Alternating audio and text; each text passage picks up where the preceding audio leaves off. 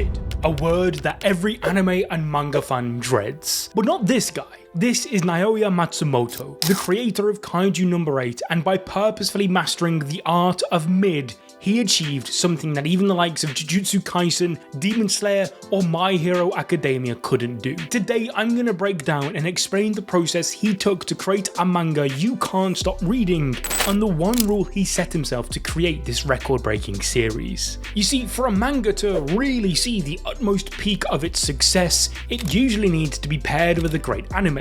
We've all heard the age-old tale of the incredible job Marineford did for One Piece, marking the biggest popularity spike the series had ever seen at the time, or how Demon Slayer went from just another shonen to outselling the king of manga itself, One Piece. Tokyo Revengers was another. Even though the series wasn't animated as beautifully as a Demon Slayer or Jujutsu Kaisen, it did enough to get across the series' captivating story, forcing the manga sales to skyrocket beyond belief. For these series, an anime was the catalyst to catapult them to a whole new level. But then there's Kaiju No.8. It did the unthinkable. It became a sensation instantly.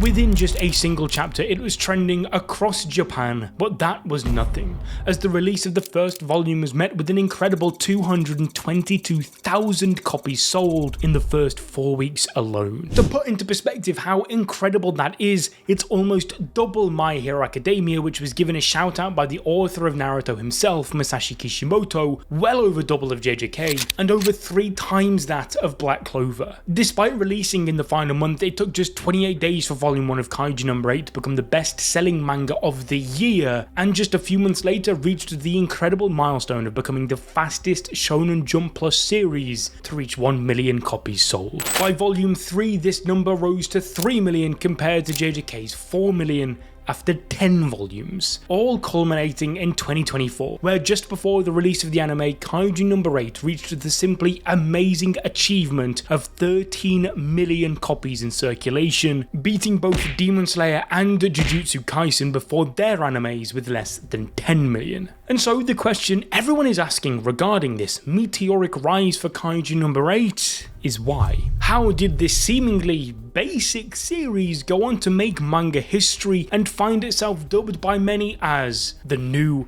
Attack on Titan? Well, remember, a series' sales doesn't just automatically equate to a series' quality. After all, if you ask some, Kaiju No.8 has done nothing to warrant its record-breaking success. Some would say it's mid, with the most common acceptance being that the series is too generic. But that is exactly the point. It's ironically part of its charm, and all on purpose to make you read it. Part of the reason the series saw such a great first reception across the industry was because it did every simple thing right and well. Despite the tropes being common, they are still ever so slightly altered to feel somewhat fresh, one of which being the main character himself. He stands out because he's not your 15-year-old kid who's barely finished school and never got a taste of the world. Rather, Kafka is a 32-year-old who's already failed at his teenage dreams. This makes him a very relatable character for the people who grew up with anime and manga like the big three, because, well,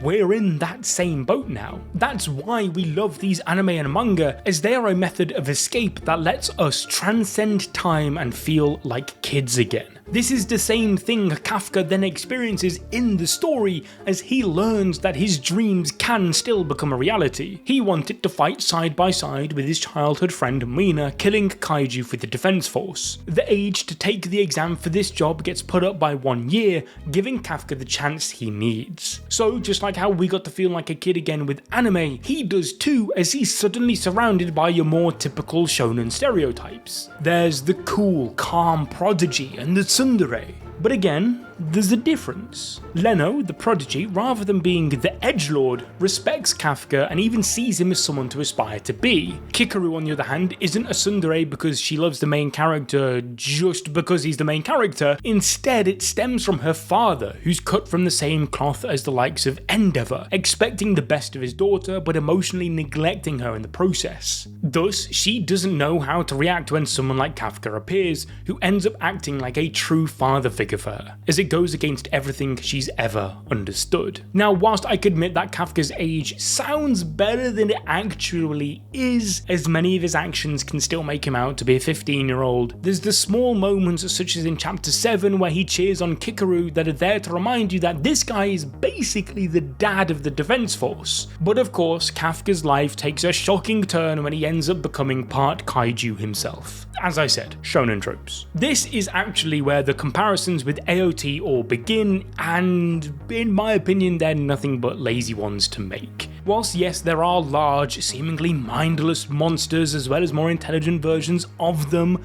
one of which the main character can transform into, that's where the similarities end. Rather, if you're going into this series, you're gonna find yourself being reminded more of manga like My Hero Academia or One Punch Man. Nonetheless, even a sudden standard reveal like this feels like it means something thanks to Matsumoto's art. And this is where his complete genius as a mangaka shines through. You can take your time and analyze it as much as you like to pick out something greater, or you can simply treat it like fast food. The art and paneling is made in a way where you don't have to think. It was made with the modern era of manga in mind, as Matsumoto made sure his paneling was easy to follow on a smartphone, knowing that that was where manga consumption was heading. Combine this with his already brilliant art, and you can immediately understand what's happening as the page turns, almost telling you what emotion to feel without having to think about it or without needing the context. And this is no accident either. Matsumoto sensei ensured that this was the #1 most important aspect of the series.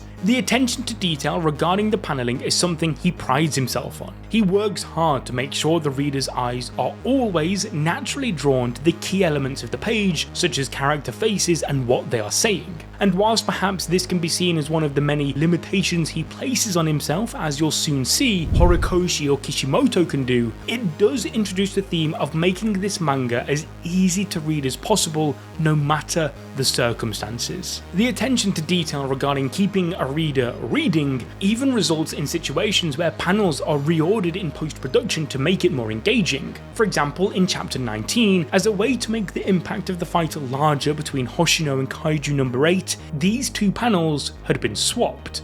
Before, we'd see Hoshino draw his blades and enter his battle stance, before then seeing him charge towards Kafka. But by simply swapping them, it totally altered the tone of the scene. Suddenly, the pace felt more frantic. And drawing back on what I mentioned earlier regarding how the page turns alone portray an emotion which is quick to pick up on, by putting this panel first, the reader is met with an instant sense of danger unlike before. This attention to detail makes sense when you learn the editor for Kaiju No.8, Nakaji, revealed how Matsumoto was extremely conscious about making people read the series, and put a lot of effort into studying how to create a structure to accurately achieve this goal. He went from hoping people would read the manga to asking himself, how can I get people to read it? This small change in perspective on readability was when he learned to use hooks. He purposefully plants a form of intriguing information at the start of a chapter which keeps the reader engaged. Basically, clickbait, but the good kind, because as the chapter continues, you gradually begin to have more details given to you. For example, chapter 1. It opens up with a giant kaiju attack before transitioning into a more grounded scene of showing what happens after a kaiju kill, whilst also explaining how these kaiju are even killed in the first place via the defense force. It creates intrigue, gives an answer, but also keeps that answer open-ended by then throwing in another question, in this case, the Kaiju No.8 reveal. This method is used in other chapters as well. Take for example, chapter 32. It kicks off with the reactions from people seeing Kafka transform in front of them for the very first time. Instantly, a reader is hooked. The rest of the chapter is then Kafka using his powers to protect them all, with us learning how each character is processing this information. But then it's twisted on its head, as with that information, the characters realize they have a job to fulfill and subsequently turn on Kafka. Even in chapter 2, the author and his editor studied data to ensure they retained their readers. They saw that digital series especially have a huge drop-off in readers from the first to second chapter, and so they purposefully added a striking coloured page in chapter 2 as an attempt to stand out beyond just the first, so that more people would stick around for more. This way of storytelling, whilst perhaps not revolutionary, makes the series easy to read from nearly any point. You can open any chapter and you're more than likely given enough subtle context clues to figure out the situation and its consequences. Something that's become paramount to the series' explosion rising in popularity as anyone can read from anywhere. But this doesn't even scratch the surface on how Matsumoto ensured his manga became a hit. He had to further master the skill